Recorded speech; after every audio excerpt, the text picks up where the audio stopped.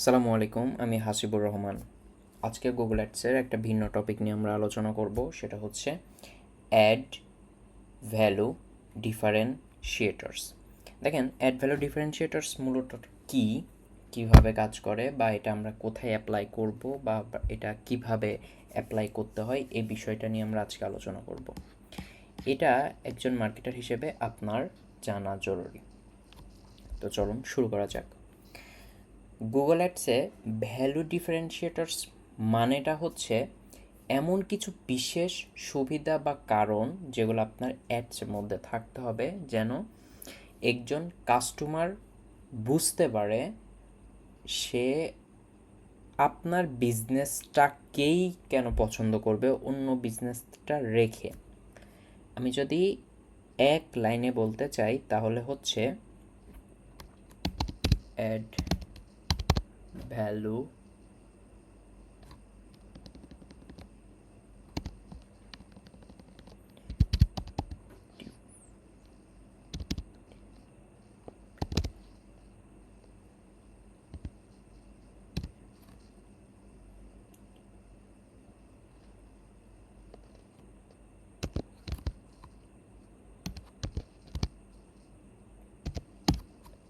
ওকে add value differentiators মূলতটা হচ্ছে আপনার অ্যাডসের মধ্যে বা আপনার অ্যাডের মধ্যে এমন কিছু অ্যাড করতে হবে যেন অন্যদের থেকে আপনার একটা ভিন্ন রকম দেখায়।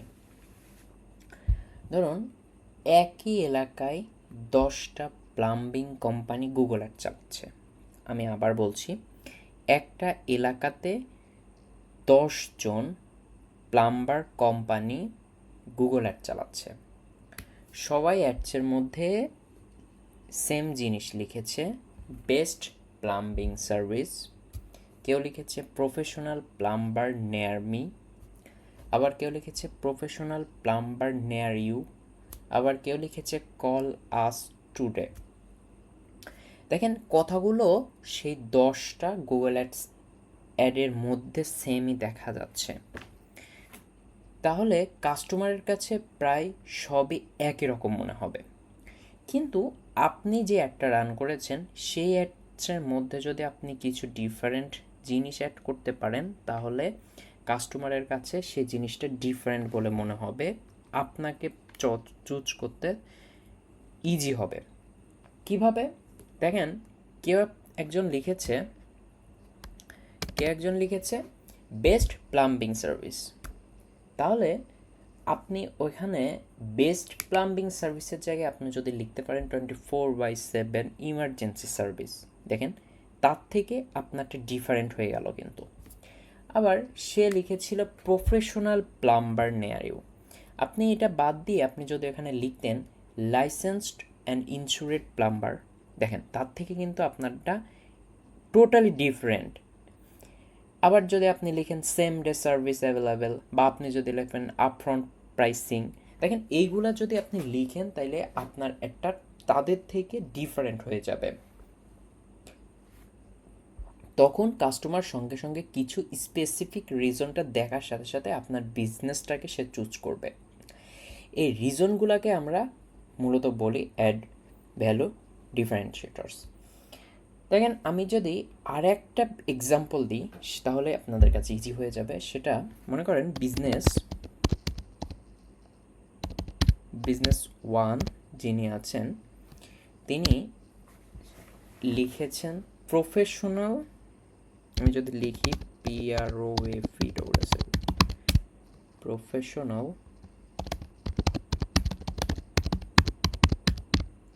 অটো ডিটেইলিং, এটা একটা দিচ্ছে। তার পাশে দেখা যাচ্ছে বুক নাও টুডে। দেখেন, এখানে দুইটা জিনিস দেখা যাচ্ছে। সে বিজনেস ওয়ান মানে প্রথম একজন যে গুগল অ্যাড রান করছে সে লিখেছে অ্যাডসের মধ্যে প্রফেশনাল অটো ডিটেইলিং বুক নাও টুডে, এরকম কিছু লিখছে। সেখানেই বিজনেস বি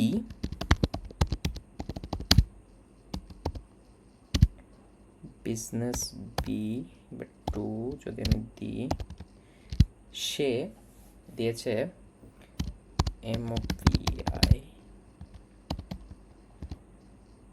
শিট,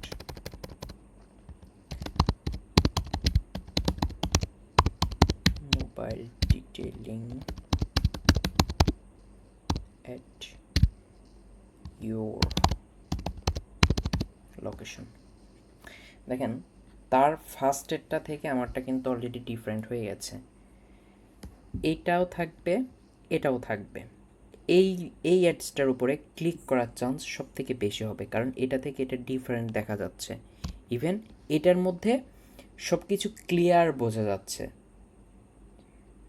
কাস্টমার কি এক্সট্রা ভ্যালু পাচ্ছে সেটা এর মধ্যে পরিষ্কার, কাস্টমার কোথায় যাবে, কি যাবে, কোথায় গেলে পাবে, এটা ক্লিয়ার। দেখেন আমি যদি এখানে আর একটা দিই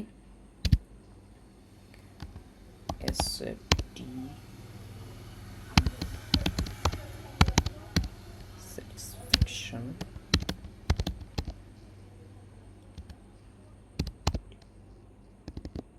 দেখেন বুক নাও টুডে থেকেও এটা কিন্তু অনেক ভালো, স্যাটিসফ্যাকশন গ্যারান্টিড। দেখেন এটা দেখার সাথে সাথে একজন কাস্টমার সে বুঝতে পারবে মোবাইল ডিটেলিং দিচ্ছে, ইভেন সে আমার কাছে আমার লোকেশনের মধ্যে দিচ্ছে, আবার তার কাস্টমারগুলো স্যাটিসফাই তার কাছ থেকে নিয়ে।